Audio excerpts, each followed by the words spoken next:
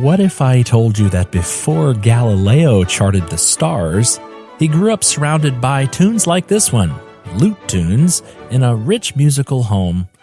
In fact, his father, Vincenzo Galilei, had one of his melodies find its way into a lovely set of orchestral suites by a 20th century composer, and that's the focus of today's episode.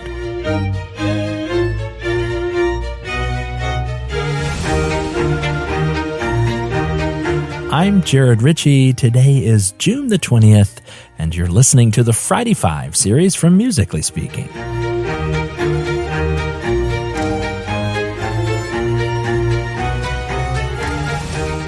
And today we're talking about Ottorino Respighi's 3 suites of ancient airs and dances, and why I think you should give them a listen.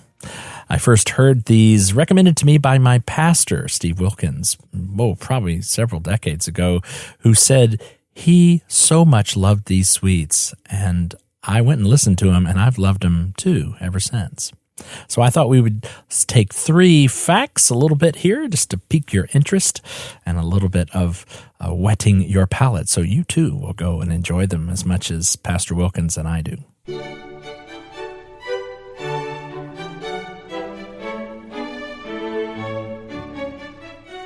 This is a little bit of the opening of the first suite, the balletto. In the lead-in, we heard the Gagliarda, which is Vincenzo's melody I mentioned too, from the 16th century, a lute dance that Galileo's father composed, and it is a Renaissance revival in a sense.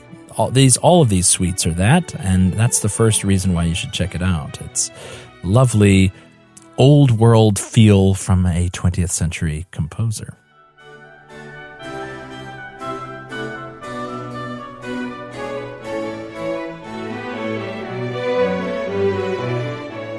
That brings us to the second of these reasons, and that is it's historically sourced. We've got 3 suites, as I mentioned, that comprise these ancient airs and dances. 1917, Respighi composed the first, 1923 the second, and then the third and final in 1932. And he used these 16th century lute manuscripts, such as Vincenzo, that I mentioned, and as well as Kapsberger, and he was trying to reimagine their melodies with a fuller ensemble with winds and strings, piano, and even harpsichord. It's quite lovely.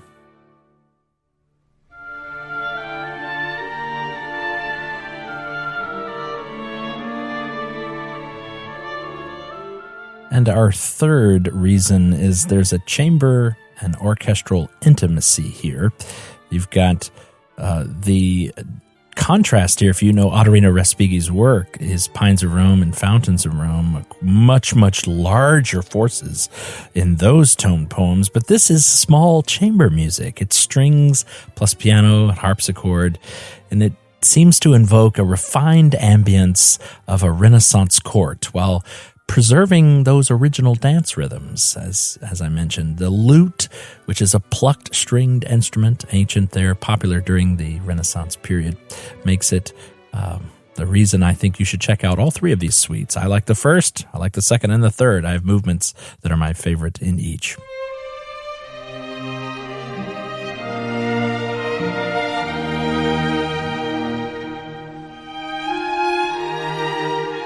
And there is the Siciliana opening of the third suite. It's my favorite from that third suite. We heard a little bit of the balletto opening first suite and the Gagliarda there at the beginning of today's lead-in. Check all these out. This is really interesting how Respighi's able to honor these early dance forms and do so in a contrasted way than what you would typically expect from the same composer that gave us the Pines of Rome and the Fountains of Rome and the Roman festivals that orchestra repertoire is so famous for performing. Check it out. It's really good. I'll put a link in the show notes today for you to listen on your own time without my narration. As always, thanks so much for listening. Take care. We'll see you next time.